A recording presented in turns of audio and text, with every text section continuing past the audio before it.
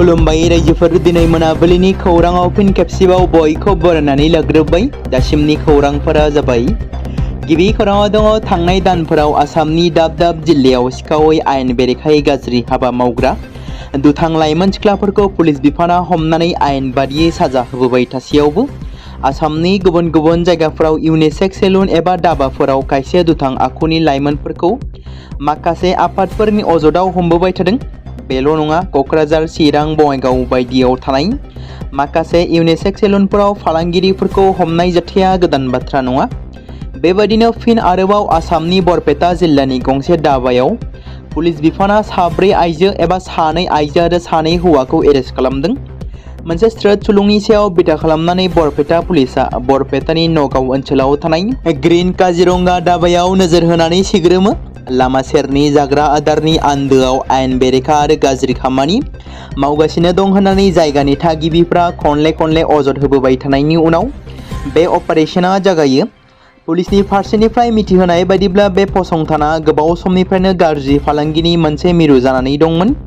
जायगानि सुबुंफ्रा बेखौबो दाबि खालामदों दि साहिदुल इस्लाम मुंनि सासे सुबुङा बे आयेन बेरेखा खामानिखौ सालायगासिनो दंमोन। सिग्रोमनाय समाव पुलिस बिफाना बे जायगानिफ्राय सानै हौवा आरो सानै आइजोफोरखौ खायो। गोबां दायगोनां मुवा बेसादफोर लोगोसे जब्द खालामनो हादों। साब्रै दायनिगिरिफोरखौ आरोबाव सोंनाय फिननायनि थाखाय बरपेटा पुलिस थानासिम लानानै थाङो। फार्स्टिं अपारेशननि समाव दाबानि बिगोमाया दासान्दि खारखोमानानै दं। पुलिसा बिथांखौ नागिरनानै हमनो थाखाय अपारेशनखौ आरोबाव खालामदों होनना पुलिस फारसेनिफ्राय फोरमायदों। मिरु लाइमोन गांखं इउपिपिएल दोलोनिफ्राय एपिएससि सिसिइ 2025 आरो 2026 आव उथ्रिसार जानो हानाय बिजाथिफोरखौ बरायदों। मख'जाथावदि साननैसो सिगाङाव आसाम हादोरसानि देरसिन आनजाद एपिएससि आनजादनि फिथाइ फोसावनाय बादियै बर'निफ्रायबो गासै सा9 बिजाथिफोरा उथ्रिसार जानो हानायजों लोगोसे बर' हारिनि गेजेराव गोग्गानाय लाबोनो हादोंमोन। मख'नो गोनां बाथ्रा दि बिटिआरनि बारग' चिफ प्रमद बर' थामहिनबा बारग' गाहाय खुंगिरि प्रमद बर'नि दैदेननायाव बड'फा सुपार 50 मिशनाव सा6 बिजाथिफोरा उथ्रिसार जानो हादों होनना बे समाव मिरु लाइमोन गांखं इउपिपिएल दोलोनिफ्राय बरायनानै लादों। फारियै उथ्रिसार जानो हानाय बिजाथिफोरा हर्षजित बसुमतारी, जाय एसिएसआव, मुसुखा ब्रह्म, आसाम फाइनान्स सार्भिसआव, Prasenjit Mushahary, superintendent of industries, Victor Talukdar, inspector of taxes, Debi Daimalu Basumatary, excise inspector, Clinton Swargiary, जाय सुपारिनटेन्डेन्ट अफ इन्डास्ट्रिज। बिटिसिनि चिफ हाग्रामा महिलारिया खोथा होखानाय बादियैनो क'क्राझार मेडिकेल कलेजाव मोन 50 बिसिना गोनां क्रिटिकेल केयार सेन्टार लुफुंनो थाखाय दिनै अन्थाइ खाम्फा बेखेवदों। बिटिसिनि गाहाय खुंगिरि हाग्रामा महिलारिजों लोगोसे सावस्रि बिफाननि मावफुं सोद्रोमा देरहासात बसुमतारी बिथाङाबो बाहागो लादोंमोन। मोनसे दुखुनांथाव खौरां, शिलं लकसभा बियाबनि एमपि हेरिकी चिंकना लोगोफोरजों फुटबल गेलेनाय समावनो हरखाबै रुंसारि जाबाय। मिथिनो मोननाय बायदिब्ला 54 बोसोर बैसोनि चिंकना लोगोफोरजों फुटबल गेलेनो थांदोंमोन आरो बे समावनो बिथाङा हरखाब फुटबल गेलेबाय थानाय समाव गोग्लैदोंमोन। लोगो लोगोनो फाहामसालियाव बिथांखौ लांदोंमोनब्लाबो फाहामसालिनि माखासे मावख'गिरिफ्रा बिथांखौ रैखा खालामनो हायासै। हेरिकी जे.ए. सिंहनि दुखुनांथाव रुंसारि जानाया समाजारि बिजोङाव गोबां गोसारदों आरो सावरायजानायखौ नुनो मोन्दों। एमपिआ फुटबल गेलेबाय थानाय समावनो हरखाबै लोमजादोंमोन एबा गोग्लैनानै गोब्राब थासारियाव जोखोम जादोंमोन। बिथांखौ लोगो लोगोनो देहा फाहामसालियाव थिसनदोंमोनब्लाबो हरावनो जोबथा हां बोयो। बे खौराङा आसामनि नसुंसेयारि रायजो मेघालयावल' नङा, गासै हादोरावनो दुखुनि साया लाबोदों। बिजेपिनि एमपिनि थैनायखौ शिलंनि सुबुंफ्रा गोरलैयै बुजिनो हायाखै आरो फोथायनो गोब्राब मोन्दों। खौरां मोनबावनाय बायदिब्ला बृहस्पतिबारनि बेलासियाव एमपि सिंहआ मावलाय मावबियुंनि मोनसे गेलेग्रा फोथाराव सासे लोगोजों जोलुर गेलेनो थाखाय थांदोंमोन आरो गेलेबाय थानाय समावनो हरखाबै बिथाङा गोग्लैदोंमोन। बिथांखौ थाबैनो हरखाब फाहामथाय होनो थाखाय खान्थिनि मावबियां कमिउनिटि हेल्थ सेन्टार CHCआव लानानै थांनाय जादोंमोन। बै समाव सेन्टाराव डक्टर गैयिनि थाखाय बिथांखौ गुबुन देहा फाहामसालिसिम दैथायहरनाय जादोंमोन। उनाव बिथांखौ एडभान्स फाहामथायनि थाखाय जवाइनि डक्टर एस गार्ड्स रबार्ट्स हस्पिटालाव दैथायहरनाय जादोंमोन। देहा फाहामसालिनिफ्राय खौरां मोननाय बायदिब्ला मेडिकेल हान्जाया मेंनो रोङै नाजादोंमोन, नाथाय दसे समनि उनावनो बिथांनि जिउआ गोमायो। मोनानि 8:42 रिंगासो समाव बिथांखौ थैबाय होननानै फोसावनाय जायो, जायनि जाहोनाव बिथांनि मददगिरिफोर, नखर, लोगोफोर आरो हादोरसानि सुबुंफोरा दुखुआव गोग्लैदों। बिहारनि गुबुन गुबुन जायगाफोराव गोबां दावखाफोरनि सोमोनांथाव थैनायनि उनाव सोरखार फारसेनिफ्राय बार्ड फ्लु गोसारनायखौ रोखा खालामदों मानोना गोथै सहनिफ्राय लानाय सेम्पुलाव H5N1 भाइरासनि पजिटिभ मोननाय जादोंमोन। सोरखारा सुबुंफोरखौ गिनो नाङा होननानै खावलायदों आरो दासिम दाउनि मोदोमाव बे बेरामनि जेबो केस मोननाय जायाखै होननानै फोरमायदों। थांनाय दानसेयाव गुबुन गुबुन जिल्लाफोराव गोथै देहा मोननाय गासै 400 दावखाफोरनि सेम्पुलाव बार्ड फ्लु मोननाय जादोंमोन। दाउजों लोगोसे नाथाय रावबो सुबुंनि खहा जानाय खौरां मोनाखै, नाथाय जों सांग्रांथि महरै बिसोरनि सेम्पुलफोरखौ आनजाद नायनो थाखाय दैथायहरगासिनो दं होनना डायरी ना फिसिनाय आरो जिब-जुनार सम्पद बिफाननि नेहाथारि कपिल अशोक सिरसाट बिथाङा खौरांगिरिफोरनि सिगाङाव बुंदों।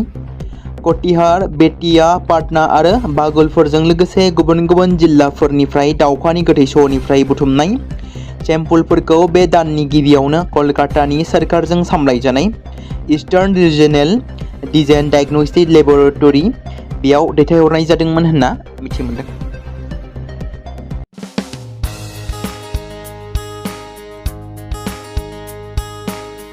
बे समाव मोनसे गोजोनथाव खौरां बिटिसि हालामनि रायजो राजाफोरनि थाखाय मोनसे गोनां फोसावथाय।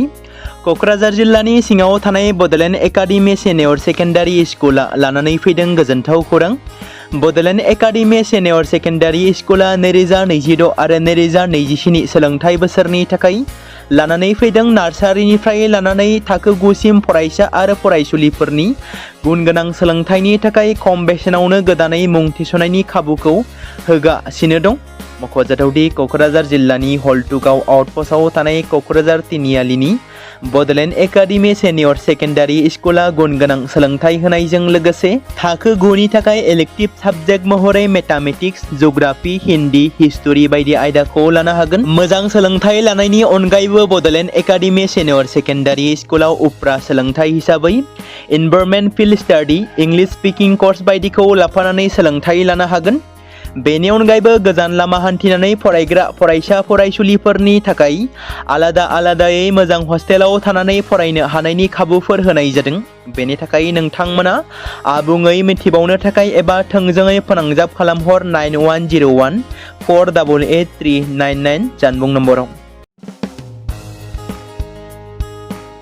बे समाव मोनसे गोनां फोसावथाय बर' सावथुन नायनानै मोजां मोनग्रा गासै बर' रायजो राजाफोरनि गेजेराव लानानै फैदों मोनसे बर'नि OTT प्लेटफर्म गोनां, जाय प्लेटफर्मनि गेजेरजों नोंथांमोना बर'नि गोदान गोजाम सावथुनफोरखौ नुनो मोनगोन। थांनाय माखासे बोसोर सिगां बर'नि गेजेराव लानानै फैनाय निउबो एप बायदिनो फिन आरोबाव लानानै फैदों बर' रायजो राजाफोरनि थाखाय।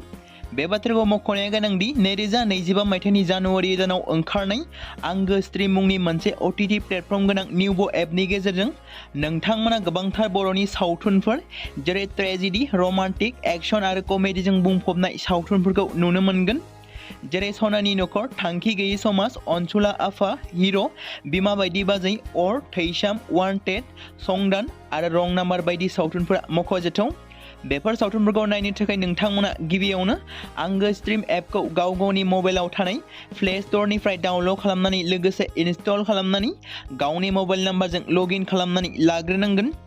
बेनि उनाव नोंथांमोना गोबांथार नुनो मोनै सावथुनफोरखौ गुगोल पे, फन पे आरो पेटिएमजों रं नाम्बार सावथुनखौ नायनो थाखाय 60 रां आरो संदान सावथुनखौ नायनो थाखाय 80 रां, वान्टेड सावथुनखौ नायनो थाखाय 60 रां, थैसाम सावथुनखौ नायनो थाखाय 60 रां बेबायदिनो गोबांथार नुनो मोनै सावथुनफोरखौ नायनो थाखाय सुबिदा खालामनानै होदों आंगो स्ट्रिम प्लेटफर्मा। फिन नोंथांमोननि गेजेराव फोरमायबावनो लादों बर' सावथुन नायनानै मोजां मोनग्रा गासै बर' रायजो राजाफोरनि गेजेराव लानानै फैदों मोनसे बर'नि OTT प्लेटफर्म गोनां, जाय प्लेटफर्मनि गेजेरजों नोंथांमोना बर'नि नुनो मोनै सावथुनफोर जेराव गोदान गोजाम सावथुनफोरखौ नुनो मोनगोन।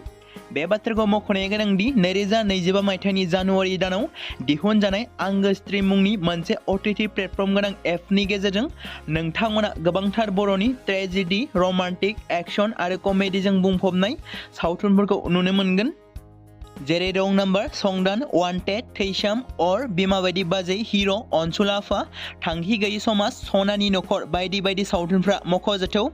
बेफोर सावथुनफोरखौ नायनो थाखाय नोंथांमोना गिबियावनो आंगो स्ट्रिम एपखौ गाव गावनि मबाइलाव थाखानाय प्ले स्ट'रनिफ्राय इनस्टल खालामनानै गावनि मबाइल नाम्बारजों लगइन खालामखांनायनि उनाव नोंथांमोना गोबांथार नुनो मोनै सावथुनफोरखौ गुगोल पे, फन पे आरो पेटिएमजों रं नाम्बार सावथुनखौ नायनो थाखाय 60 रां, संदान सावथुनखौ नायनो थाखाय 80 रां, वान्टेड सावथुनखौ नायनो थाखाय 60 रां, थैसाम सावथुनखौ नायनो थाखाय 60 रां, बेफोरबायदिनो अर सावथुनखौ नायनो थाखाय 60 रां पे खालामनांगोन। बेबायदिनो गोबांथार नुनो मोनै बर' सावथुनफोरखौ नायनो थाखाय सुबिदा खालामनानै होदों आंगो स्ट्रिम प्लेटफर्मआ।